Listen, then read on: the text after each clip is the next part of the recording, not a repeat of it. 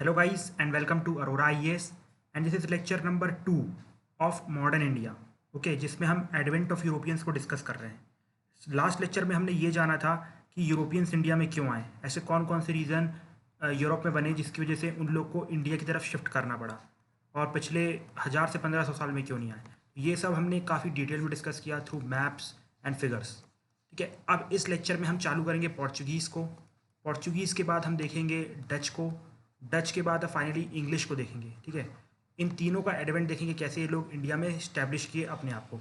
फिर next lecture में that is lecture number 3 में हम फाइनली डिस्कस करेंगे एंग्लो फ्रेंच वॉर, और उसके साथ ही हमारा ये एडवेंट ऑफ यूरोपियंस का टॉपिक जो है वो ख़त्म हो जाएगा। ठीक है, तो चलिए चालू करते हैं वास्को ड गामा से। लास्ट टाइम हमने वास्को ड गामा ही छोड़ा था अपना इशू। ठीक है, तो वास्को ड गामा से चालू करते हैं। देखो क्या होता है कि मैंने आपको बताया था कि 1490 दैट मीन्स ये बंदा भी निकलता है कुछ सेम 1494 95 के आसपास, और बड़ी मेहनत करके 3 से 4 साल बाद पहुंचता है 1498 में। कहाँ पर ये? मेडागास्कर के पास। ठीक है, यहाँ पर मेडागास्कर होगा, यहाँ पर कुछ। ठीक है, मेडागास्कर में पहुंच जाता है, मतलब पहले Cape of Good Hopes, Cape of Good Hopes के बाद पहुंच जाता है मेडागास्कर में। अब मेडागास्कर में उसे एक गुजराती पायलट मिलता है, ठीक है, जिसका नाम था अब्दुल माजिद। आपको नाम याद नहीं रखना है, वो तो बस इंटरेस्टिंग बनाने के लिए मैंने नाम रख दिया है, मतलब रख नहीं दिया, खुद से नहीं रखा। It was original name, but थोड़ा इंटरेस्टिंग लगे इसलिए मैंने यहाँ पर नाम दैट मीन्स रख दिए हैं। ठीक है, तो अब्दुल माजिद, अब्दुल माजिद नाम का बंदा रहता है। वो बोलता है कि चलो भैया आपको इंडिया जाना ना, मैं ले चलूँगा। और उसको कहाँ पर ले जाता है? वो ले जाता है उनको कैलीकट में।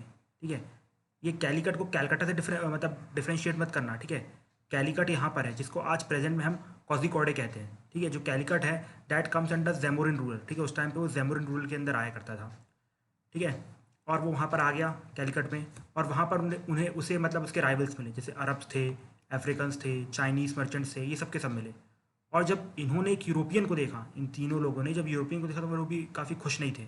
मतलब बोल रहे थे भाई हमारा ट्रेड ख़राब करने आ गया बंदा, पहले हम इनको प्रोवाइड किया करते थे, अभी लोग खुद ही ले जाना चालू कर देंगे, तो हमारी जो बीच की कमीशन थी, दलाली थी, वो चली जाएगी।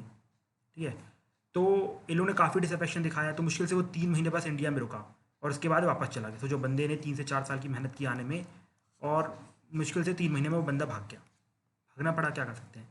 लेकिन जो सामान लेके गया वहाँ से, और जब उसने वहाँ पर बेचा तो उसे 10 गुना प्रॉफिट हुआ। 10 गुना, सोचिए कितना ज़्यादा प्रॉफिट होता है, 10 गुना प्रॉफिट हुआ। तो ये बात सबको वहाँ पर पता चली। फिर उसने सी रूट्स शेयर किए कि भैया ये कर सकते हैं, ये कर सकते हैं, मतलब पोर्चुगीज़ गवर्नमेंट को बताया। तो अल्टीमेटली वहाँ से फिर आता है Pedro Alvarez Cabral. Okay, Cabral आता है, और कैब्रल आके अपनी फैक्ट्री स्टैब्लिश करता है कैलीकट में। ठीक है, क्या? कोझिकोडे में। कहाँ पर? केरला में। याद रखना, it is not Calcutta, it is Calicut which is Kerala. ठीक है, केरला में कोझिकोडे।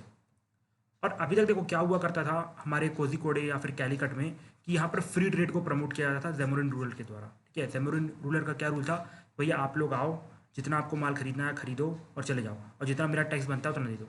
मतलब वो किसी को प्रमोट नहीं कर रहा था कि बोल रहा है कि नहीं इस बार मैं अफ्रीकन को ज़्यादा दूंगा, चाइनीज़ को ज़्यादा दूंगा, अरब को ज़्यादा दूंगा, इनके ऊपर कुछ कड़ाई करूंगा, ऐसा कुछ नहीं था। लेकिन जो कैब्रल साहब आए उन्होंने बोले कि भाई आप क्या करो कि हमें कुछ एक्स्ट्रा फेवर कर दो, हम आपको थोड़ा एक्स्ट्रा पैसा दे देंगे, टैक्स दे देंगे, ये सब फलाना ढिमकाना। लेकिन जो रूलर थे उन्होंने मना कर दिया। इसके बाद उन्होंने फैक्ट्री स्टैब्लिश की, वहाँ से उन्होंने कुछ फोर्स के थ्रू ये सब करना चालू किया कि लोगों को धमका रहे हैं, पैसे मांगने की कोशिश कर रहे हैं, ये सब चीज़ें। तो लोग बड़े गुस्से में आ गए, और लोगों ने क्या किया, इनकी फैक्ट्री को अटैक कर दिया। लेकिन ये थे पोर्चुगीज़, ठीक है, और उनके पास काफ़ी हथियार थे।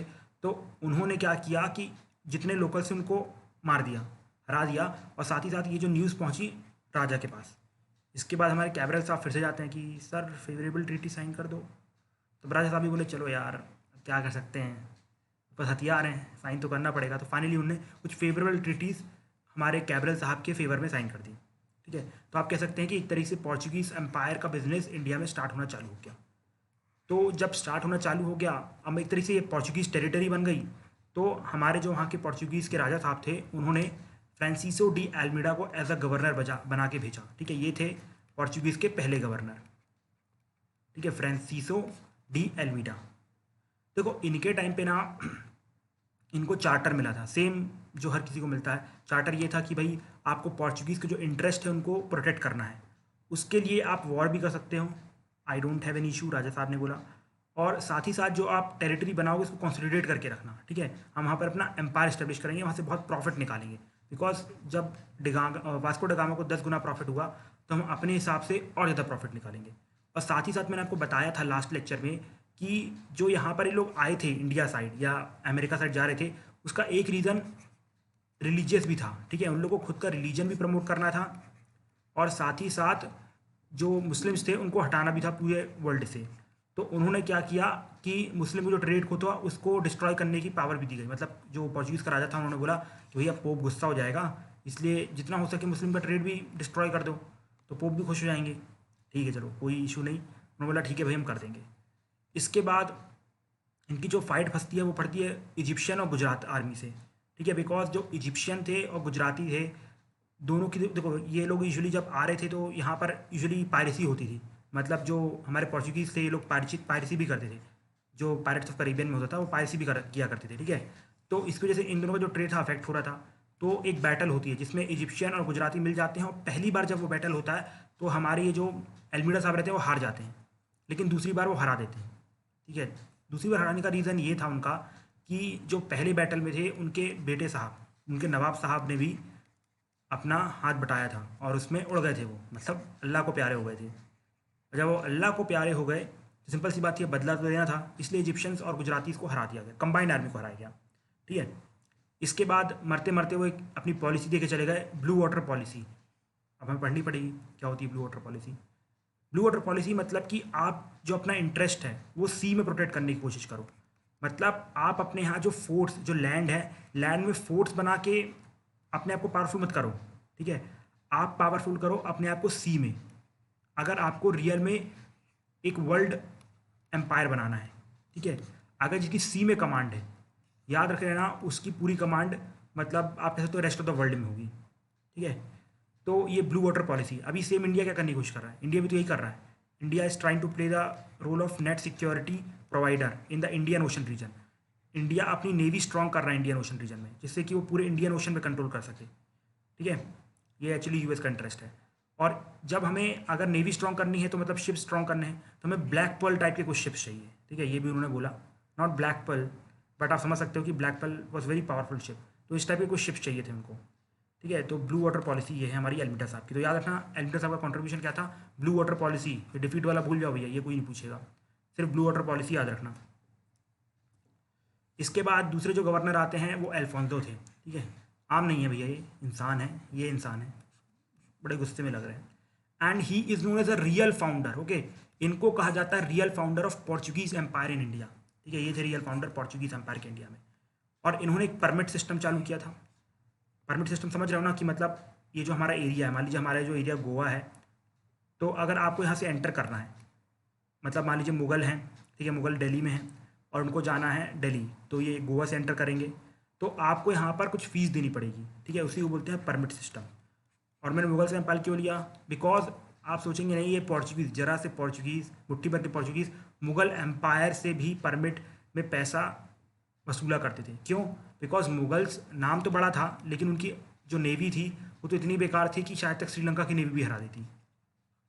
ठीक है, उस टाइम पे मुगल से पावरफुल नेवी तो श्रीलंका की थी।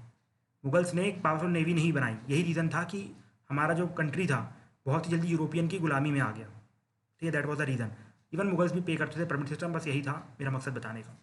इसके बाद क्या होता है कि वो सुल्तान ऑफ बीजापुर से एक फ़ाइट होती है और हमारे जो अल्फोंसो साहब रहते हैं गोवा को एक्वायर कर लेते हैं। सोचो, बाहर से आके बंदा गोवा को एक्वायर कर रहा है और ये होता है 1510 में। डेट याद रखना, हल्की सी इंपॉर्टेंट है, पीसीएस में पूछना दे।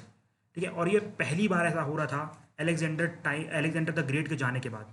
ठीक है, आपको याद है अलेक्जेंडर कब आया था, ठीक है, नंदास के टाइम पे आया था।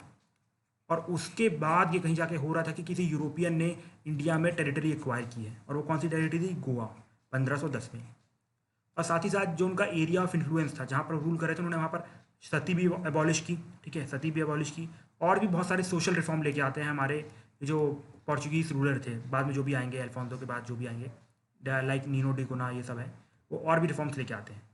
और साथ ही साथ जितने भी ये जो बंदे थे, इन्होंने बोला कि consider India as your home. मतलब जो जो भी हमारा टेरिटरी है, इन्फ्लुएंस की टेरिटरी है, आप इसको होम समझे। जो लोकल्स हैं, मतलब जो लोकल वुमेन हैं, उनसे शादी करें, अपनी फैमिली बढ़ाएं और यहीं पर हम सेटल होंगे अच्छे से। साथ ही साथ उन्होंने अपना इसे घर बनाया तो अपने हिसाब से नई क्रॉप्स लाना चालू की, नई रोड्स बनाई, इरिगेशन सिस्टम लाए, मतलब काफ़ी अच्छे अच्छे रिफॉर्म्स इन्होंने इंट्रोड्यूस किए। मतलब काफ़ी नई चीज़ें उस टाइम पे इंडिया के लोगों को पता चल रही थी। लेकिन प्रॉब्लम ये थी इंडियंस में कि देख तो रहे हैं लेकिन कोई सीखना नहीं चाहता था। बस देख रहे हैं हाँ भाई बहुत अच्छा बहुत अच्छा, ये तारीफ करते रहते हैं कि हाँ भाई इसने बहुत अच्छा काम किया, इसने बहुत बुरा काम किया, लेकिन they were not inheriting these things. यही रीज़न था कि इंडिया मतलब यूरोपियंस का गुलाम बड़ी जल्दी बन गया। इसके बाद आते हैं नीनो डाकुना। ठीक है, इनका कंट्रीब्यूशन क्या था भाई? इनका कंट्रीब्यूशन ये था कि जब हमारे जो अल्फांसो साहब थे, इन्होंने गोवा को एक्वायर तो कर लिया था लेकिन उसे कैपिटल नहीं बनाया था। कैपिटल बनाने का काम किया था हमारे इन साहब ने। थोड़े चाइनीज़ प्लस पोर्चुगीज़ लगते हैं ना, थोड़ा यहाँ से आप साइड एंगल से देखिए चाइनीज़ दिख रहा है ये मूछों की वजह से। अच्छा ये कपड़े हैं, मूछे बढ़ाएं तो ये will look like Chinese. Okay no issue. इसके बाद उन्होंने दमन एंड दीव को कैप्चर किया। देखो दमन एंड दीव को तो इन्हें मिलना था इनके हिसाब से। देखो हुआ क्या था कि जो हमारे हुमायूं साहब थे, पता है बाबर साहब के बेटे थे, उनकी फ़ाइट चल रही थी वहाँ पर अफ़गान रूलर से। ठीक है, अब क्या उन्हें पता चलता है, हमारे ये जो शेर शाह सूरी उनसे लड़ाई चल रही थी, अफ़गान शेर शाह सूरी थे, हुमायूं की लड़ाई चल रही थी, ये बिहार के आसपास चल रही थी।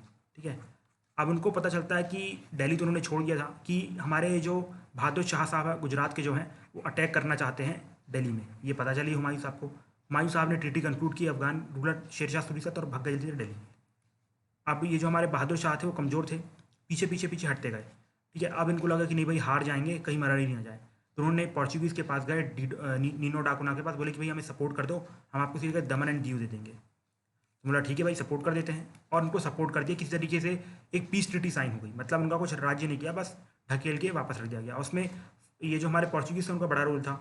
इसके बाद जब बहादुर शाह से बोला गया कि भाई हमें हमारे वो दमन एंड दीव दैट मीन्स वापस करो, तो उन्होंने बोला कि कौन सा दमन एंड दीव, मतलब बहादुर शाह तो थे धोखा देने लगे थे। तो फिर कुछ ट्रीटी नेगोशिएशन करना था, तो उसके लिए उन्होंने एक शिप पे बुलाया। नीनो डाकुना ने बोला कि भाई एक शिप में आके बात करते हैं, और जैसे ही वहाँ पर आए, जैसे शिवाजी महाराज ने अफजल खान को मारा था उसी तरीके से हमारे नीनो डाकुना ने बहादुर शाह को उड़ा दिया और फाइनली दमन एंड दीव ले लिया। शांति से तो जान बच जाती, बट क्या कर सकते हैं, समझते नहीं है एक बार में। इसके बाद अल्टीमेटली इन्होंने एक और काम किया, जो बंगाल में पोर्चुगीज़ का सेटलमेंट स्टार्ट किया। जैसे कि आप अभी देखते हैं कि गोवा में काफ़ी पोर्चुगीज़, काफ़ी मतलब ओरिजिनल जो यूरोपियन क्रिश्चियन है वो देखने को मिल जाते हैं। तो सेम वो चीज़ बंगाल में करना चाहते थे लेकिन वहाँ पर कर नहीं पाए थे। स्टार्ट किया था बट कर नहीं पाए थे जस्ट बिकॉज ऑफ शाहजहाँ। वो बताऊँगा क्यों। ठीक है, अब वैसे तो पोर्चुगीज़ की पॉलिसीज़ कुछ खास पढ़ने की ज़रूरत नहीं है, बट फिर भी उनकी एक दो इंपॉर्टेंट पॉलिसीज़ हैं, इंपॉर्टेंट वाली, वो जल्दी से कंप्लीट कर लेते हैं। और कैसे उनकी पावर जो थी हमारे इंडिया में ख़त्म हुई। तो सबसे पहले तो ये कि लोगों को लगता है कि उनका कुछ खास रोल नहीं था पोर्चुगीज़ का इंडियन बैटल्स में। लाइक जैसे लोगों को लगता है कि जब हमारा एंग्लो फ्रेंच वॉर चल रहा था तभी बस यूरोपियन ने हमारे यहाँ हाथ डालना चालू किया था। लाइक ड्यूप्लेक्स ने बोला कि मैं इसको सपोर्ट करूँगा, क्लाइव ने बोला मैं इसको सपोर्ट करूँगा। तो ये पहली बार नहीं हो रहा था, ये काम ऑलरेडी पोर्चुगीज़ चालू कर चुके थे। और विजयनगर के जितने भी मेजर बैटल थे उसमें इनका बहुत बड़ा रोल था। बहामनी के बैटल्स में, मुगल्स के बैटल्स में, बाकी इनका बड़ा रोल हुआ करता था। मराठास तक के साथ इनके कुछ अच्छे बैटल्स हैं। ठीक है, तो इनको अंडर एस्टिमेट किया जाता है, बट इनका काफ़ी बड़ा रोल था इंडिया के बैटल्स में, मतलब इंडियन पॉलिसीज़ में। इसके बाद सबसे जो क्रिटिसाइज पॉलिसी थी इनकी वो थी रिलीजियस पॉलिसी। मैंने आपको बताया कि ये रिलीजन को प्रमोट करने भी आए थे। तो इसके लिए क्या थे, जब भी इनको कोई भी रीजन मिलता तो वहाँ पर मुस्लिम का परसिक्यूशन चालू हो जाता। और शुरू शुरू में ना ये लोग हिंदू की तरफ काफ़ी टॉलरेंट थे। ठीक है, मतलब काफ़ी ठीक ठाक थे। लेकिन जैसे ही गोवा कैप्चर करते हैं, पता नहीं जैसे इन लोग को तो खुद का राज्य मिल गया है तो हिंदूज़ की भी लेना चालू कर देते हैं। ठीक है, हिंदूज़ के भी बहुत ज़्यादा परसिक्यूशन चालू हो जाता है। तो इसलिए ये रीज़न था कि हिंदूज़ एंड मुस्लिम्स दोनों पोर्चुगीज़ के अगेंस्ट होना चालू हो गए थे। ठीक है, दोनों चाहते थे कि पोर्चुगीज़ भैया यहाँ से निकलो, हमें आप दोनों नहीं चाहिए। इसके बाद अब देखो इनका प्लान पता क्या था। इनका प्लान ये था रिलीजियस पॉलिसी के अंदर कि जो अकबर साहब थे उन्होंने इबादत खाना चालू किया था, याद है ना, जहाँ पर जितने भी बंदे थे डिफरेंट रिलीजन को बुलाया करते थे, उनसे चर्चाएँ किया करते थे, चाय पे वार्ता किया करते थे। तो हमारे जो पोर्चुगीज़ साहब थे उनके यहाँ से भी दो लोगों को बुलाया गया था। एक थे मतलब रोडोल्फो और दूसरे थे एंटोनियो। ठीक है, इन दोनों को बुलाया गया था। बट प्रॉब्लम ये हुई कि जब तक मतलब हमारे अकबर साहब थे तो इबादत खाना चलता रहा। ठीक है, और पोर्चुगीज़ को उम्मीद थी कि बहुत ही जल्दी हम क्या करेंगे, ये जो एम्प्रर है, मतलब जो मुग़ल एम्प्रर अकबर है, उसको हम क्रिश्चियन में कन्वर्ट कर देंगे और ऑटोमेटिकली ये जो पूरा मुग़ल राज्य है इंडिया का, जो कि इस टाइम पे इस्लामिक था, उस टाइम पे इस्लामिक था, वो ऑटोमेटिकली क्या बन जाएगा, वो ऑटोमेटिकली बन जाएगा क्रिश्चियन वर्ल्ड। लेकिन ये इनके जो मतलब उम्मीदें थी, उन्होंने उसको मतलब जहांगीर ने लात मार के निकाल दिया। क्यों? जस्ट बिकॉज कि भैया वो इबादत खाने में इंटरेस्टेड नहीं था। उसने बोला अभी मैं क्या करूँगा, अकबर साहब को करना था, मेरे पिताजी को करना था, करने दो। अब ये देख के बड़े गुस्सा हो गए पोर्चुगीज़, बोले भाई तुम पिताजी को फॉलो नहीं कर रहे हो, हम तुमसे कट्टी करते हैं। और सिंपल सी बात है, रिफ्ट स्टार्ट हो गई। और ये रिफ्ट तब बढ़ गई जब हमारी जो क्वीन साहिबा थी एलिजाबेथ वन, उन्होंने चार्टर दे दिया इंग्लिश कंपनी को। ठीक है, चार्टर दे दिया 1600 में इंग्लिश कंपनी को, भैया आप जाओ और इंडिया में ट्रेड करो। तो कैप्टन विलियम हॉकिंस आते हैं। ठीक है, कैप्टन विलियम हॉकिंग आते हैं मुगल कोर्ट में। और जब वो मुगल कोर्ट में आ रहे होते हैं तो एक्चुअली रोड में ही काफ़ी स्टॉप किया जाता है उनको, मतलब पोर्चुगीज़ उनके रास्ते में पत्थर डालना चालू कर देते हैं कि जाने देंगे नहीं तुझे, जाने तुझे देंगे नहीं। बट फिर भी किसी तरीके से वो पहुंच जाता है कोर्ट पे। ठीक है, और वहाँ पर जो सॉरी, जहाँ पर जो हमारे विलियम हॉकिंस साहब थे, उन्होंने किसी भी इंटरप्रेटर की हेल्प नहीं ली। उन्होंने प्योर तुर्की में बात की। किससे? हमारे जहांगीर साहब से। ठीक है, जहांगीर साहब बड़े मतलब वाह यार क्या बात है, आपको तुर्की आती है, अंग्रेजी तुर्की बोल रहा है, बड़े खुश हो गए। तो उसने बोला कि सर खुश हो गए तो क्या करो, हमें सूरत में ट्रेड करने का मौका दे दो। तो जहांगीर ने बोला कि भाई मैं पागल नहीं हूँ, मूर्ख नहीं हूँ, खुश हो गया हूँ, मतलब ये नहीं कि अपना राज्य बेच दूँ, जैसे बाकी मुगल एम्परर करेंगे फ्यूचर में। ठीक है, तो उन्होंने बोलते चलो फिर मैं खुश हूँ, अब राजा के यहाँ आए हो तो अब तुम्हारे कबाड़ चार्ल्स वन की तरह नहीं है हम, फिर भी हम तुम्हें मनसबदारी देते हैं। ठीक है, काफ़ी अच्छी मनसबदारी की रैंक उनको अलॉट की गई। तो उससे पोर्चुगीज़ की ओर जल गई। ठीक है, और जब पोर्चुगीज़ की जली तो उन्होंने क्या किया कि जो मुगल शिप्स थी उनको कैप्चर कर लिया, और साथ ही साथ अपनी जो पॉलिटिक्स थी कोर्ट में खेलते गए। मतलब उनके भी समझ रहे हो ना कि पोर्चुगीज़ के बंदे भी मुगल कोर्ट में कर देते, तो उनको बहुत डराया गया, धमकाया गया, और हमारे जो हॉकिंस साहब थे जल्दी से छोड़ के भाग गए सब कुछ। और जब ये मुगल शिप को कैप्चर किया गया और साथ ही साथ पोर्चुगीज़ की शिप्स को भी कैप्चर किया गया, तो उस टाइम पे थॉमस बेस्ट जो थे, ठीक है, English sorry not Portuguese ship को कैप्चर किया गया, इंग्लिश शिप को दैट मीन्स कैप्चर किया गया। तो उसमें से एक शिप थॉमस बेस्ट के अंडर भी आती थी, तो थॉमस बेस्ट ने पोर्चुगीज़ को हरा दिया। ठीक है, पोर्चुगीज़ को हरा दिया, और ये देख के मतलब जहांगीर साहब बड़े खुश हो गए। अरे भाई मतलब हम तो पोर्चुगीज़ को पिछले 40 साल से हराने की कोशिश कर रहे हैं, हमारे पिताजी दादाजी सब चले गए, कोई पोर्चुगीज़ हरा नहीं पाया, लेकिन आपने हरा दिया। चलो इस बात पे तो खुश होना बनता है, और आपको फैक्ट्री एट सूरत अलाउ करते हैं। तो पहली फैक्ट्री इंग्लिश की आ गई सूरत पे। ठीक है, इसके बाद आता है शाहजहाँ का टेन्योर। ठीक है, शाहजहाँ के टेन्योर में ना मतलब इनको फाइनल ब्लो आउट मिल जाता है। देखो होता क्या है, मैंने आपको बताया था, जो हमारे नीनो डा कुन्हा साहब थे, उन्होंने बोला कि भैया आप लोग जाओ बंगाल में सेटल हो, हम बिल्कुल बंगाल को भी गोवा की तरह बना देंगे। ठीक है, तो वहाँ पर जो हुगली था, हुगली में लोगों ने सेटल होना चालू हुआ। अब हुगली में प्रॉब्लम ये हुई कि ये लोग ना मुस्लिम गर्ल्स को बड़ा प्रोसिक्यूट करते थे, और हिंदू मुस्लिम दोनों गर्ल्स का ट्रेड किया करते थे ये लोग। तो क्या हुआ कि मुमताज़ महल जो थी, जिनके नाम पे ताजमहल है, क्या हुआ उनका कि उनकी जो दो गर्ल्स थी, मतलब उनकी बेटियां नहीं थी, उनकी स्लेव्स थी, उनको कैप्चर कर लिया गया। अब मुमताज़ महल जी गुस्सा थी, उन्होंने भी शाहजहाँ से बोला कि अरे यार मेरी दो स्लेव्स गर्ल थी, काफ़ी अच्छी गर्ल थी, वो कैप्चर हो गया, कुछ करो। तो हमारे जो शाहजहाँ साहब ने कासिम खान को बोला, उस टाइम पे वहाँ के वो वाइस रॉय थे हमारे बंगाल के, तो उनको बोला कि भाई पहुँची वो उसको लात मार के निकाल दो, बहुत देख लिया हमने, अब तो निकालेंगे। और फाइनली आप जानते हो मुगल एम्परर थे, काफ़ी पावरफुल थे, धक्के मार के निकाला पोर्चुगीज़ को। सिर्फ वो गोवा साइड थोड़ा बहुत अपनी जहाँ टेरिटरी थी वहीं पर रह गए, उसके बाद से कभी नहीं बढ़े। अब उनके रीज़न क्या थे फेलियर के? रीज़न तो सबसे पहला रीज़न ये था कि उस टाइम पे बाकी जो पावर थी राइज होना चालू हो गई थी, जैसे इजिप्ट, पर्शिया, मतलब समझ रहे हो, उनकी जो नेवी थी उस पर खतरा आने लगा था। उनकी जो इतनी नेवी पावरफुल थी, वो इसलिए नहीं थी क्योंकि उन्होंने बनाई थी, इसलिए थी कि बाकी जो लोगों के पास रिसोर्स के अभाव थे। जैसे मैं आपको बता दूँ, जब इजिप्ट के बाद जो वॉर हुए थे, मतलब याद है मैंने आपको बताया था एल्मीडा वाले जो वॉर हुए थे, तो उस टाइम पे वो लोग इतनी शिप्स बना नहीं पाए थे। रीज़न ये था कि उनके पास रिसोर्सेज अवेलेबल नहीं थे। आप इजिप्ट की कंडीशन जानते हो, ओके, मतलब लकड़ियाँ नहीं थी, लोहा नहीं था, जिसके से नहीं बने थे। लेकिन अब ये लोग तैयार थे और इनकी नेवी बढ़ना चालू हुई, मतलब सिंपल सी बात है कि हमारे पोर्चुगीज़ साहब फेल कर गए। इसके बाद दूसरा ये था कि जो उनकी नॉलेज ऑफ सी थी वो सिर्फ और सिर्फ कुछ लोगों के पास थी, पोर्चुगीज़ किंग के पास और उनके कुछ फेवरेट के पास। लेकिन अब ये नॉलेज डच के पास आ गई, ब्रिटिश के पास आ गई, और आप कह सकते हैं होल ऑफ द यूरोप के पास आ गई। तो अब सिंपल सी बात, सब लोग आएंगे तो कंपटीशन बढ़ेगा, तो कोई ना कोई तो बाहर जाएगा और आप ही बाहर जाओगे।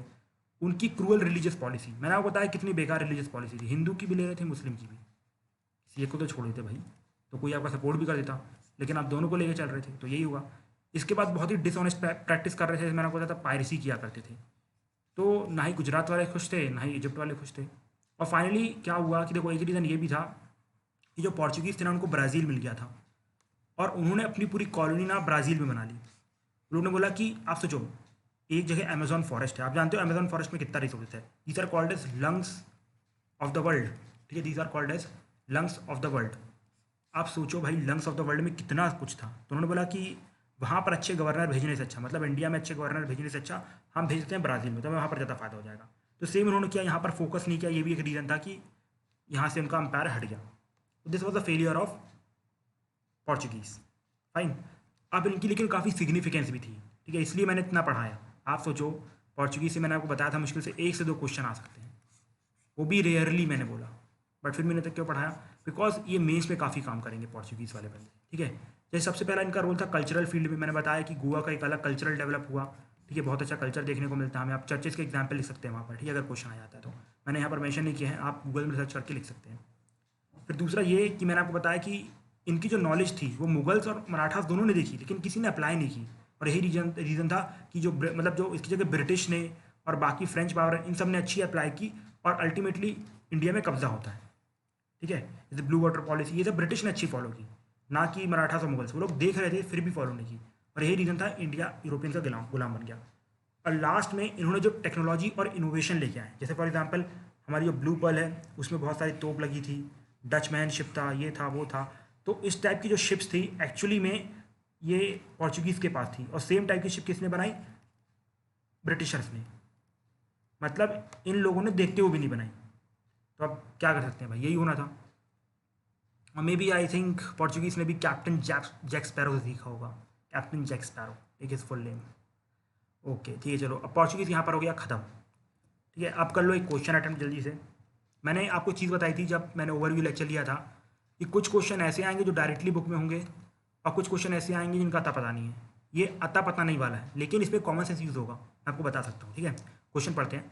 Which one of the following groups of plant was domesticated in the new world and introduced in the old world. मतलब ऐसा कौन सा क्रॉप था जिसको न्यू वर्ल्ड में उगाया जाता था और इसे इंट्रोड्यूस किया गया ओल्ड वर्ल्ड मतलब इंडिया में। आप एग्जाम्पल के तौर पे आप इंडिया रख सकते हो, लेकिन ओल्ड वर्ल्ड बोला गया, ठीक है। तो आप ऑप्शन देखो, तो यहाँ पर आप सोचो वीट। आप बताओ वीट का मतलब स्टार्टिंग ही कहाँ से थी, चाइना, इंडिया, यहीं से चालू हुआ था वीट, ठीक है। तो वो मतलब न्यू वर्ल्ड से तो आया नहीं होगा, तो ये ऑप्शन डी हो गया गलत। अब देखो यहाँ पर चीज़ें देखना, वो यहाँ पर कॉटन है, रबर, कोकोआ, टोबैको। अब बताओ कॉटन हमारे यहाँ पर कब से था। कॉटन की जो खेती थी और जो ट्रेड था वो सब कनिष्का के टाइम से कर रहे हैं हम, तो सिंपल सी बात है कॉटन हमारे यहाँ था। तो कॉटन गलत, ऑटोमेटिक आंसर हो गया A. That means rubber, cocoa and tobacco. हमें कुछ नहीं पता था, बट फिर भी हमने क्वेश्चन को सॉल्व किया, कैसे, कॉमन सेंस लगा के। भैया कॉटन तो हमारे यहाँ पर कनिष्का के टाइम से था, तो इसको तो इंट्रोड्यूस करेंगे नहीं, तो बी कैंसल, सी कैंसल, और ultimately wheat. Okay, wheat was also in R India from the times of आदि मानव, दैट इज प्रिमिटिव टाइम। तो सी इज ऑल्सो गलत, मतलब ऑटोमेटिकली आंसर हो जाएगा ए। समझ गए, इस तरीके से क्वेश्चन किए जाते हैं। अब आते हैं डच पे, ठीक है। देखो लोग समझ नहीं तो भैया डच लोग कौन है, ये डच मैनशिप नहीं है अपना ये, इट इज़ नीदरलैंड। तो जो जरा सी कंट्री नीदरलैंड इंडिया पे राज करने आई थी, और पूरे साउथ ईस्ट एशिया में राज करके रही है। मतलब कैसे कैसे दिन थे हमारे, क्या कहा जाए अब। तो इनको चार्टर मिला, चार्टर में सेम वही चीज़ें जो सबके चार्टर में लिखी रहती थी, भाई आप वॉर कर सकते हो, आप ट्रीटीज़ को कंक्लूड कर सकते हो, जो टेरिटरीज़ हैं उनको एक्वायर कर सकते हो, और जो फोर्ट्रेस है मतलब सिंपल सी बात है, वॉर करोगे तो ट्रीटी होगी तो आपके हाथ में कुछ टेरिटरी आएगी और इसको प्रोटेक्ट करोगे ना, और उस टाइम पे फोर्ट बना के प्रोटेक्ट किया जाता था, आजू बाजू फोर्टिंग कर दो, ठीक है। ओके, और उन्होंने जब पहली फैक्ट्री अपनी लगाई थी वो लगाई थी कहाँ, मसूलीपट्टनम में, और इसके बाद धीरे धीरे गुजरात, उत्तर प्रदेश, बिहार, बंगाल हर जगह जाते गए।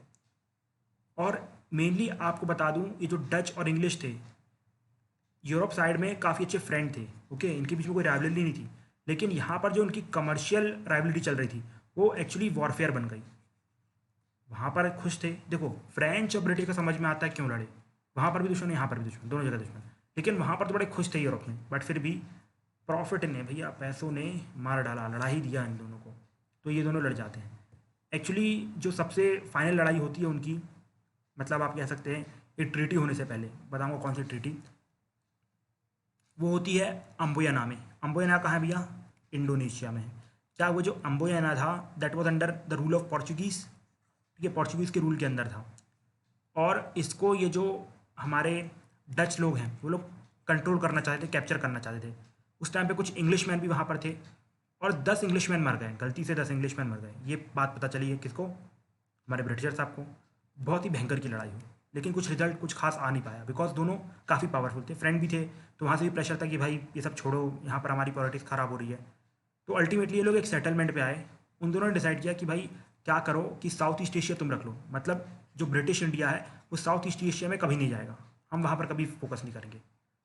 और इंडिया में डच लोग नहीं आएंगे, जो भी फैक्ट्री वैक्ट्री है जो है ठीक है रख लो, लेकिन आप कोई पॉलिटिकल पावर नहीं रखोगे, कोई आर्मी नहीं रखोगे। तो उन्होंने बोला ठीक है चलो हम मान जाते हैं, ये सेटलमेंट बन गई।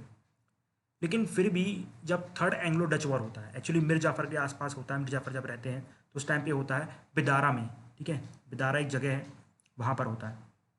एक्चुअली में होता क्या है कि जो हमारा बे ऑफ बंगाल है, ठीक है, बे ऑफ बंगाल में ब्रिटिश की 3 शिप रहती हैं, ठीक है, और वहाँ पर फंस जाती हैं किसी तरीके से, मतलब कुछ प्रॉब्लम हो जाती है और डच के साथ फेस ऑफ हो जाता है। और जो वही मतलब बेकार टाइम ये था कि जो कम्युनिकेशन था उनका जो हेडक्वार्टर से, मतलब जो सूरत उस टाइम पे हेडक्वार्टर हुआ करता था उससे कट गया था, जिसकी वजह से डच ने अटैक कर दिया।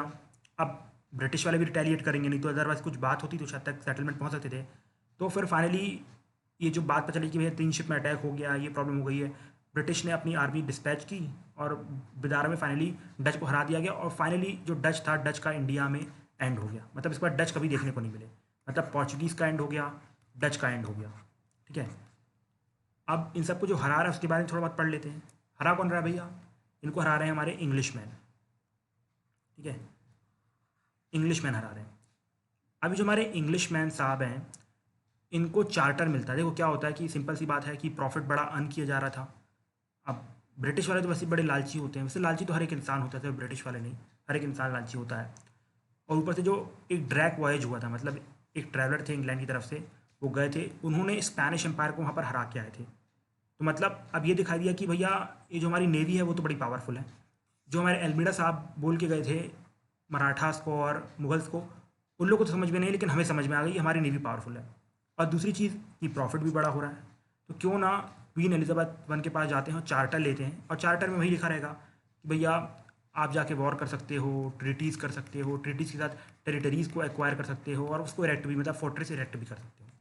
ये चार्टर मिल गया और कंप्लीट ईस्ट इंडिया का याद रखना, ये जो चार्टर थे ना जितने भी, या पोर्चुगीज़ को मिले, पोर्चुगीज़ के बाद डच को मिले, ठीक है, जिनको भी मिले, इंग्लैंड को मिले, तो इन सबको ईस्ट इंडिया का ट्रेड मिला था, ठीक है। ईस्ट इंडिया ये मत समझना मतलब एक्चुअली ईस्ट इंडीज़ लिखा था, मतलब कंप्लीट ईस्टर्न वर्ल्ड में, ठीक है, ईस्टर्न वर्ल्ड में। और ये चार्टर समझ रहे हो ना, ये चार्टर मतलब मोनोपोली था, मतलब जो डच को, जिस भी डच कंपनी को मिला उसके पास मोनोपोली थी, मतलब डच ईस्ट इंडिया कंपनी, इनके पास मोनोपोली थी, मतलब अब डच से कोई और नहीं आएगा यहाँ पर ट्रेड करने। सेम जो ब्रिटिश को मिली, अब ब्रिटिश से कोई और नहीं आएगा यहाँ पर ट्रेड करने, सिर्फ ईस्ट इंडिया कंपनी आएगी ट्रेड करने के लिए, ठीक है। और ये अल्टीमेटली इनका चार्टर कब खत्म होता है? 1813 में, वो भी पार्शली, और 1833 में पूरा पूरा चार्टर खत्म होता है, मतलब जो मोनोपोली थी ट्रेड के ऊपर, ठीक है, इसको मत भूलना, ईस्ट इंडीज़। और क्या कंप्लीट मोनोपोली मिल रही थी, एक कंट्री से मिल रही थी, याद रखना, एक कंट्री से मिल रही थी। तो मैंने आपको कैप्टन हॉकिंस के बारे में बता दिया कि क्या प्रॉब्लम थी, तो नहीं होता। इसके बाद मैंने आपको थॉमस बेस्ट के बारे में बताया, उन्हीं की वजह से सूरत में फैक्ट्री आई थी। और अल्टीमेटली इसके बाद आते हैं थॉमस रो, ठीक है। थॉमस रो आते हैं कि भैया मैं कोई अच्छी सी ट्रीटी कंक्लूड कर लूँ, मतलब कि कुछ फ्री ट्रेड मिल जाए, ये मिल जाए, वो मिल जाए। तो उतना तो नहीं मिल पाता, बट आगरा में, अहमदाबाद में और बरोच में ट्रेड करने की परमिशन मिल जाती है, थोड़े बहुत प्रॉफिट भी मिल जाते हैं, मतलब कि थोड़े बहुत कंसेशन मिल जाते हैं। फिर क्या होता है, फिर धीरे धीरे ये लोग जब इंडिया में रहते हैं तो वो लोग 3 प्रेसिडेंसी इस्टेब्लिश करते हैं। एक आती है हमारी बंगाल प्रेसिडेंसी, ठीक है, बंगाल प्रेसिडेंसी के बाद आती है बॉम्बे प्रेसिडेंसी, और उसके बाद आती है मद्रास प्रेसिडेंसी। अब देखते हैं तीनों प्रेसिडेंसी कैसे बन के तैयार हुई। सबसे पहले हम देखेंगे बॉम्बे प्रेसिडेंसी, सबसे इंपॉर्टेंट प्रेसिडेंसी थी, बाद में पहले तो बंगाल प्रेसिडेंसी सबसे इंपॉर्टेंट थी। तो क्या होता है कि आप सब जानते हैं वेस्टर्न साइड में इनके पास सूरत था, ठीक है, वेस्टर्न पार्ट में आप देख सकते हो, यहाँ गुजरात में इनके पास सूरत था, ठीक है, यहाँ पर कोई सूरत है, तो इनके पास सूरत था। और क्या होता है उसी टाइम पे एक इवेंट होता है, जो पोर्चुगीज़ रहते हैं, पोर्चुगीज़ की जो किंग की बेटी रहती है, बेटी, डॉटर, और जो इंग्लैंड के किंग रहते हैं चार्ल्स टू,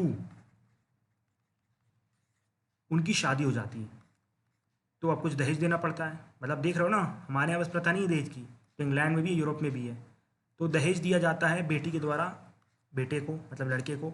तो उसको वो लोग बॉम्बे दहेज में देते हैं। ठीक है, बॉम्बे जो प्लेस थी, मतलब जो कि ऑलरेडी हमारे पोर्चुगीज़ के अंडर में थी, वो दहेज में दी जाती है।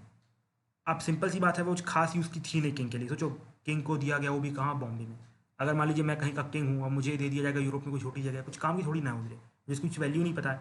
तो क्या किया कि हमारी जो ईस्ट इंडिया कंपनी थी उसने क्या किया, उसे लोन पे दे दिया। और सिर्फ कितना लो, 10 पाउंड ओनली भाई, इतना कम में, मतलब कुछ वैल्यू नहीं थी बॉम्बे की। और फिर अल्टीमेटली जब बॉम्बे उनको मिल गया, उन्होंने वहाँ पर फोर्टिफाई कर लिया। देखो, बॉम्बे इनका है, ठीक है, बॉम्बे खुद का खरीदा हुआ है अपना, तो वहाँ पर उन्होंने फोर्टिफिकेशन कर ली। और जो कैपिटल था, जो सूरत था, वो वहाँ पर फोर्टिफिकेशन नहीं थी, मतलब वहाँ फोर्ट्स नहीं बने थे, तो अल्टीमेटली वो लोग शिफ्ट कर गए बॉम्बे में, मतलब मुंबई में। तो इस तरीके से बॉम्बे प्रेसिडेंसी बन के तैयार होती है। इसके बाद आती है हमारी मैड्रास प्रेसिडेंसी। देखो, मैड्रास प्रेसिडेंसी का खेल क्या था। अब इन लोग को चाहिए था साउथ में अच्छा ट्रेड, ठीक है, बिकॉज मैंने आपको बताया था, ये देखो, let me show you the map, this is the map. देखो, ये रहा साउथ इंडिया, कहाँ गया भाई मेरा, ये रहा साउथ इंडिया, ठीक है। अब देखो, यहीं से मेजर ट्रेड होता है, ये वाली रूट से, जो इंडिया के पास से गुजरती है ना, स्ट्रेट ऑफ मलक्का से। जापान यहीं पर है, चाइना यहीं पर है, साउथ ईस्ट एशिया यहीं पर है। तो ये बहुत ही इंपॉर्टेंट प्लेस थी, तो यहाँ पर लोग अपनी स्ट्रॉन्ग होल्ड बनाना चाहते थे, ठीक है। तो उसके लिए उन्होंने गोलकोंडा रूलर का साथ लिया, और गोलकोंडा के जो रूलर थे, उन्होंने एक गोल्डन फरमान जारी किया। उन्होंने बोला कि बस आप हमें 500 पकौड़ा साल की दे देना, और आपको हम फ्री ट्रेड करने देंगे अपने गोलकोंडा रीजन में। तो उन्होंने बोला ठीक है भाई, बाकी जगह तो अच्छा है, मतलब मैं बंगाल से, बंगाल में तो कुछ करने नहीं दे रहे थे, और बॉम्बे से भी थोड़ा बहुत ठीक ठाक है, मतलब यहाँ पर अच्छा ट्रेड भी होता है ना, इसलिए ठीक था। तो उन्होंने बोला ठीक है, चलो हम मान जाते हैं। लेकिन उन्होंने बोला कि हम फोर्टिफिकेशन करने नहीं देंगे, याद रखे ना, फोर्ट्स नहीं बनाने देंगे, सिर्फ ट्रेड करो और निकल लो अपना। तो लेकिन उस टाइम पे रूलर ऑफ जो चंद्रागिरी थे, उन्होंने बोला कि भाई क्या करो कि आप मेरे यहाँ आ जाओ, मैं आपको फोर्ट बनाने भी दूंगा, ठीक है, फोर्ट बनाने दूंगा, लेकिन जो ट्रेड का शेयर होगा वो कुछ परसेंटेज में शेयर होगा, 30-40, 50-50, 60-40 जो भी था। उन्होंने बोला कि वो ट्रेड शेयर करना पड़ेगा। तो उन्होंने बोला कि हाँ भाई, फोर्ट बनाना ज़्यादा फायदेमंद है, मतलब कि जो सेटलमेंट है उसको प्रोटेक्ट करके रखेंगे, उसका ज़्यादा फायदा होगा। भले यहाँ पर थोड़ा लॉस ज़्यादा हो रहा है, बट सेटलमेंट तो मिल रही है। तो जो वहाँ पर उन्होंने फोर्ट बनाया, मतलब जो कंप्लीट मेड्रास को कैप्चर किया, मतलब जहाँ पर बनाया, फोर्ट बनाया, तो उसको कहा जाता है फोर्ट सेंट जॉर्ज, ठीक है। और ये बन गया इनका हेडक्वार्टर मेड्रास प्रेसिडेंसी का, मतलब मेड्रास प्रेसिडेंसी भी हो गई रेडी। अब फाइनली हम आ जाते हैं बंगाल प्रेसिडेंसी पे, ठीक है, बंगाल प्रेसिडेंसी पे। अब देखो, बंगाल ना जो मुगल एम्पायर का था, वो सबसे रिचेस्ट प्रोविंस था। मैं आपको बता दूँ, पता है बंगाल कितना था? Present day Bangladesh, present day Bengal जो है, कंप्लीट बिहार प्लस उड़ीसा। सोचो कितना बड़ा था उस टाइम पे हमारा बंगाल। और अब क्या है हमारे पास? मात्र ये तो देश से बाहर ही चला गया है। ये भी अपना अलग हो गए, ये भी अलग हो गए, लेकिन ये थोड़ा दुख हुआ, बांग्लादेश चला गया, तो कोई बात नहीं, होता है। तो क्या हुआ था, आप सबको पता है कि जो मुगल एम्पायर थे, उन्होंने फरमान जारी किया था, मतलब फारूक सियार वाला फरमान मत समझना, ठीक है। फरमान ये जारी हुआ था कि आप यहाँ पर ऊपर जो है कुछ पैसे दे दो, और आपको वहाँ पर कम ऑब्स्ट्रक्शन मिलेंगी लोकल्स के द्वारा। लेकिन फिर भी बात ये थी कि ऑब्स्ट्रक्ट किया जाता था। अली वर्दी खान, मुर्शिद कुली खान, और उससे पहले भी जितने वाइस रॉय थे, भले वो मुगल के अंडर में थे, भले शाहजहाँ का टाइम था, बट वे हुई ऑब्स्ट्रक्ट करते थे, बोलते कि भाई हमें कोई फ़र्क नहीं पड़ता, हम तो अपना पैसा वसूलेंगे। और ऊपर से क्या था, दूसरी चीज़ की जो हुगली, ठीक है, उनको फोर्टिफाई करना था, जैसे कि उन्होंने जो मद्रास में फोर्टिफिकेशन कर ली थी, वैसे ही कुछ फोर्टिफिकेशन चाहते थे। तो ये हमारे जो रूलर्स थे वहाँ के, मतलब जो वाइस रॉय थे बंगाल के, वो अलाउ नहीं कर रहे थे। अब आप ये सोच रहे हो कि भैया ये फोर्टिफाई क्यों करना चाहते थे? देखो, फोर्टिफिकेशन का ये फ़ायदा होता है कि कोई अटैक ईजिली नहीं कर सकता है, हम काफ़ी टाइम तक अपने आपको प्रोटेक्ट कर सकते हैं, जब तक हमारे कहीं दूसरे जो रीजन्स में आर्मी होगी वो आ जाएगी और हमारी मदद कर देगी। इसलिए फोर्टिफिकेशन बहुत काम का होता था। तो इसलिए हर जगह जो ब्रिटिश वाले थे मर रहे थे कि भाई फोर्टिफाई कर दो, फोर्टिफाई कर दो, तो नहीं किया। इसके बाद इन्होंने नेगोशिएशन चालू की वाइस रॉय के साथ कि भैया देखो यार, मतलब समझ रहा हूँ ना कि इतना खर्चा हो रहा है, आप ऊपर से कुछ फ़ायदा भी नहीं दे रहे हो, ऊपर हमने खिलाया मुगल एम्पायर को, फिर यहाँ आपको खिला रहे हैं, इसके बाद भी आप फ़ायदा नहीं दे रहे हो, ऊपर से फोर्टिफिकेशन भी नहीं अलाउ कर रहे हो। तो उसने बोला कि नहीं करेंगे, जो करना है कर लो। बोला ठीक है। उन्होंने फिर क्या किया, वॉर डिक्लेयर कर दिया against the Mughal empire. At that time he was Aurangzeb. भाई गलत फंस गए भाई, तब किसी से भी करना, औरंगजेब के साथ कुछ मत करना, वो अपनी में आ गए तो फिर पता नहीं क्या क्या कर डालेगा। तो औरंगजेब ने बहुत ईजिली, बहुत ही आसानी से हरा दिया, बहुत आसानी से। देखो, हम सब मानते हैं कि औरंगजेब वो था क्रूअल पर्सन, रिलीजियसली बहुत ही ख़राब था, सब कुछ था, लेकिन आपने ये देखा कि अगर उस टाइम पे भी शायद था, जिस टाइम पे ये लोग अटैक कर रहे थे, जिस टाइम पे सिराजुद्दौला को हराया गया था, अगर उस टाइम पे औरंगजेब साहब होते या शाहजहाँ होते, जहांगीर होते, तो इंडिया शायद गुलाम नहीं बनता। ठीक है, एक रीज़न ये भी था, जैसे मैंने बहुत सारे रीज़न बताया कि इंडिया गुलाम क्यों बना, एक रीज़न ये भी था कि जो हमारे जो औरंगजेब साहब थे या जो उनके जैसे पावरफुल रूलर थे उस टाइम पे अवेलेबल नहीं थे। अगर वो अवेलेबल होते तो शायद तक ऐसा कुछ नहीं होता। ठीक है, ओके, चलो ठीक है। तो उसके बाद क्या हुआ, हरा दिया गया। अब ब्रिटिश की वही पुरानी आदत है कि जैसे ही हार गए तो बोले माई बाप छोड़ दो छोड़ दो छोड़ दो। तो औरंगजेब ने बोला कि देखो भाई, मैं इतना पागल तो नहीं हूँ। अब औरंगजेब मतलब जो हमारा जहांगीर था वो ज़्यादा दिमाग वाला था। ठीक है, उसने बोला मैं आपको ट्रेड की परमिशन ही नहीं दूंगा, लेकिन बाद में दे दी थी। तो औरंगजेब भी थोड़ा बहुत दिमाग वाला था, उसने बोला कि चलो भाई मैं आपको माफ़ कर दूंगा, लेकिन हर साल 3,000 रुपये देने पड़ेंगे। तो अब ब्रिटिश ने बोला क्या कर सकते हैं यार, इतना खर्चा कर दिया, अब 3,000 देने ही पड़ेंगे। तो उन्होंने बोला ठीक है। और फिर धीरे धीरे रिलेशन इंप्रूव हुए और अल्टीमेटली इनको 3 विलेज की जमींदारी मिल गई। मतलब जमींदार बन गए लोग, कहाँ कहाँ के, सुल्तानोती के, गोविंदपुरा के और कालीकाता के। और उसको फोर्टिफिकेशन कर लिया, वो सब अपन देखेंगे बैटल ऑफ प्लासी में कैसे फोर्टिफिकेशन किया, क्या प्रॉब्लम हुई। और वो अल्टीमेटली चल के बनता है फोर्ट विलियम। ये क्या बन के चलता है, फोर्ट विलियम। और फिर इसके बाद आता है इनका मैग्ना कार्टा, जिसे हम बोलते हैं फारूक सियार फरमान। ठीक है, फारूक सियार साहब जो मुगल एम्परर थे, वो एक फरमान जारी करते हैं जिसको हम Magna carta of British India company बोलते हैं, मतलब ईस्ट इंडिया कंपनी बोलते हैं। इसमें क्या था, उन्होंने बोला कि भैया आप बंगाल में, गुजरात में बिना पैसे दिए बिजनेस करो, लूटो जितना लूट सकते हो, बस ऊपर 3,000 रुपये दे देना, बस इतना ही है। और अब सिंपल सी बात है कि इंपोर्ट एक्सपोर्ट ड्यूटी अबॉलिश कर दी, तो पता कैसे चलेगा ये कौन सा गुड आपका है, कौन सा गुड हमारा है। तो उन्होंने बोला कि हम आपको दस्तक दे रहे हैं, मतलब एक तरीके का थप्पा हुआ करता था, वो जो होता है ना थप्पा मारने वाला। तो कुछ थप्पा मारने वाला दिया गया। उन्होंने बोला कि जितने भी आपके गुड्स हैं उसके ऊपर एक थप्पा मार देना, हम समझ जाएंगे कि ये आपके हैं और आपसे इंपोर्ट एक्सपोर्ट ड्यूटी नहीं ली जाएगी, बस अब सालाना 3,000 रुपये की पेमेंट करते रहना। उन्होंने बोला ठीक है चलो यार, सही है ये भी। और साथ ही साथ सोचो ये मतलब कितने मूर्ख टाइप के राजा थे। उन्होंने बोला कि भैया आप ना खुद के कॉइन जो हैं मिंट कर लो बंगाल में, मतलब कि मुगल एम्परर के कॉइन चल रहे हैं, ठीक है, अच्छी बात है। और अब आप क्या करो, अपने भी कॉइन चलाओ। मतलब इतना क्या गिर जाना था यार, सब हद कर दी थी। और इसके बाद बताता हूँ अकबर टू जब पावर में आए। ठीक है, अकबर टू मैं पढ़ाऊँगा फ्यूचर में। जो अकबर टू साहब थे, मतलब लास्ट सेकंड लास्ट रूलर थे मुगल एम्परर के, उनके टाइम पे ब्रिटिश ने उनको ऑर्डर दिया कि भैया अब आपके नाम पे कॉइन इशू नहीं होंगे। सोचो, आज ये ऑर्डर दे रहे हैं कि आप कॉइन इशू कर लेना, और कल ब्रिटिश ऑर्डर देंगे कि भैया आप कॉइन इशू नहीं कर सकते हो। ये कंडीशन आ गई थी मुगल्स की, इतनी गलतियाँ की। फिर अब अच्छा पैसा कमाया जा रहा था, बहुत पैसा आ रहा था। उसी टाइम पे 1668 का ग्लोरियस रिवॉल्यूशन होता है इंग्लैंड में। ठीक है, ये पता होगा आपको, नहीं पता तो ठीक हो, कोई बात नहीं, वर्ल्ड हिस्ट्री में पढ़ाऊंगा। क्या होता है कि जो ब्रिटिश था, ब्रिटिश में मोनार्की थी। ठीक है, पार्लियामेंट तो बन गया था लेकिन किंग ही पावरफुल था। तो फाइनली लोगों ने जो रिवॉल्यूशन किया, किंग भाग गया था और फाइनली पार्लियामेंट की सुप्रीमेसी स्टैब्लिश हो गई थी। तो उसी को कहा जाता है glorious revolution of 1668 in England. And this is called as bloodless revolution, मतलब खून का एक कतरा भी नहीं बहा गया पूरी क्रांति में और किंग भी भाग गया।